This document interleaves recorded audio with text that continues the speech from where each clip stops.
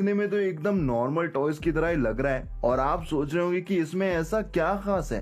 तो मैं आपको बता दूं कि ये नॉर्मल सी दिखने वाली कार एक बहुत खास गैजेट है। दरअसल इसके साथ आपको ब्लेड्स भी मिलते हैं जो कि टायर्स को रिप्लेस करके लगाए जाते हैं, और एक बार जब सारे ब्लेड्स लग जाते हैं तो जमीन पर चलने वाली ये जबरदस्त कार एक जबरदस्त ड्रोन में बदल जाती है।